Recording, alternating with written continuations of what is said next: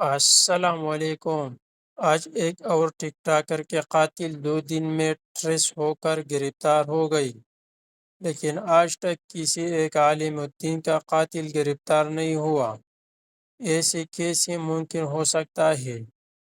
मुफ्ती मुनीर शाकिर, शेख हसन जान, मौलाना समीउल हक, मौलाना तैयब, मौलाना हमीदुल हक چې د تبلیغي او د ملا په لاس کې ورشي هغه ګډوډ شي.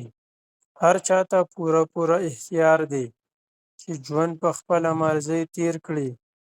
شهسوار څنګه و څنګه شو، دغه خبرې به پرېږدو.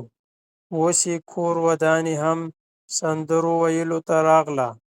په دې ټول هر څه کې د معاشرې پوره لاس دی، او بله دا چې په ملاتوب او په تبلیغ کې وران شو، نو بیا ترې ځان ساتئ.